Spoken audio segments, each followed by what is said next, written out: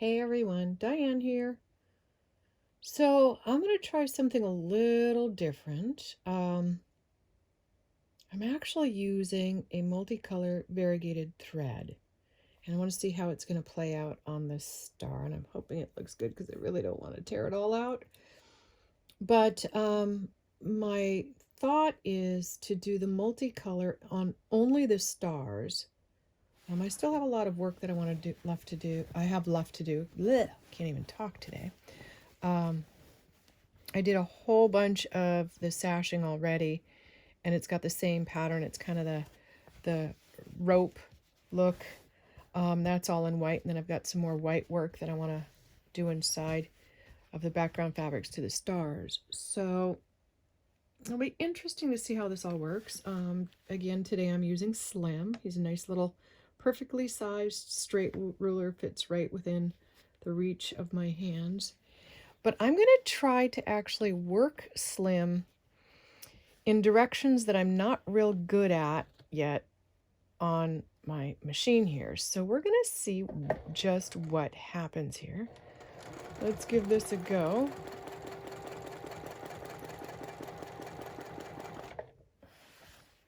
Kind of digging that rainbow color thread right now. We'll see.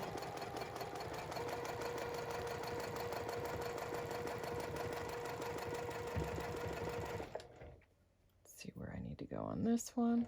A little bit more. There we go. Oh, I am horrible going in that direction because I'm going towards the machine part of the machine. And it just doesn't give me a whole lot of room, so I will be rotating here. Ooh, I'm kind of digging how that's looking with the rainbow thread. So we'll see here.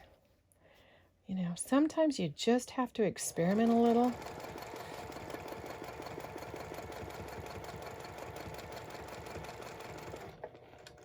Okay, so if you've not worked with rulers before, so I have my ruler now set up. It's pretty darn close. You can see it's a little teeny off, but I'm afraid to take one more stitch. There you go.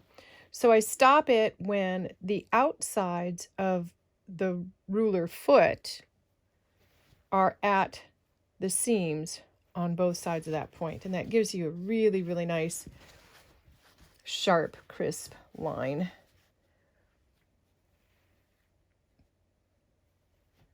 I'm gonna get right in here, make sure that I've got everything nice and straight.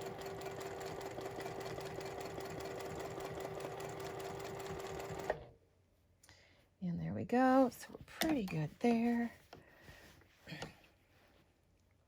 Oh, might not need to go back just one stitch. There we go. There we go.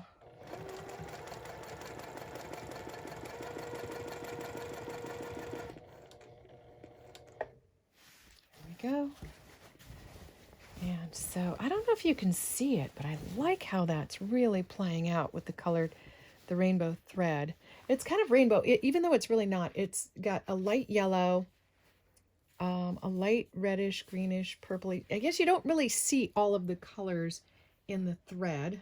And I'll see if I can show it to you as soon as I'm done with this. But it's going to be a little bumpy ride for a bit because the thread is on the machine and the camera's on the tripod camera holder, so it will be me disrupting everything there.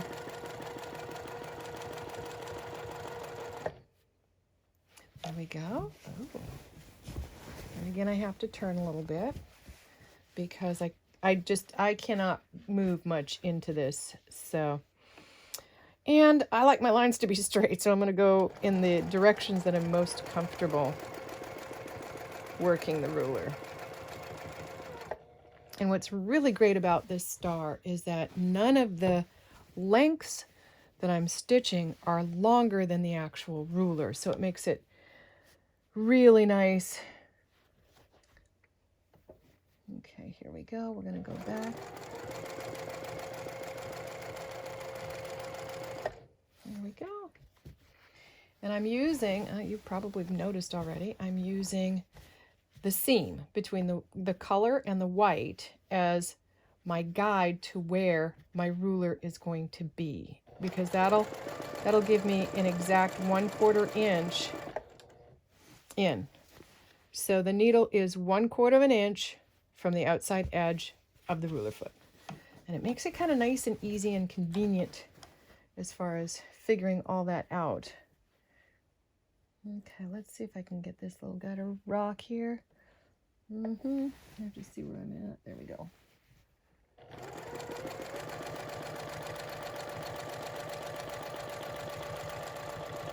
Went just a hair far on that one.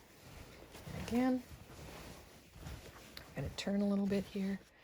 And we are 3/4 of the way done, roughly. Just shy of 3/4. Okay, now I got to stop because it's starting to tug down here. And if it starts to catch or pull in front of you and you're continuing and you're trying to force it, it could release, and that could cause you to just literally go all over the place. So just take it easy, reassess, resituate. Don't start until your ruler foot is up against your ruler, because if you do, you're going to have a heck of a bobble. So once we kind of get it all squared away and all set, nice and tight, no bobbles, not a single one. Even for me, that's quite impressive. And then we'll just kind of keep moving here. Gotta go just a hair further on that one. Oops. There we go. Oh, I did. Thank you. I went a hair too far and I should have stopped because that's where I thought I should have stopped. There we go.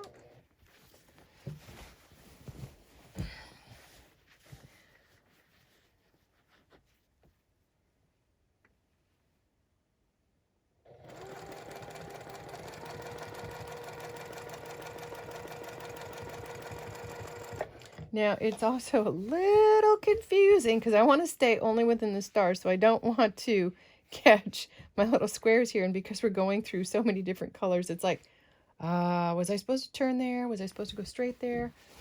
Oh, now I gotta flip you around just a smidge more.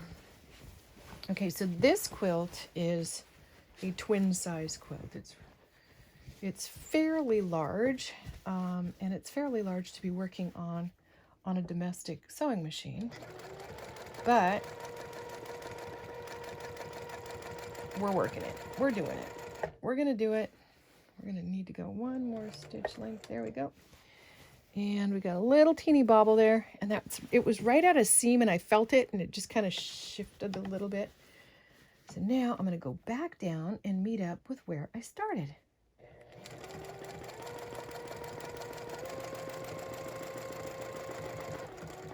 There we go.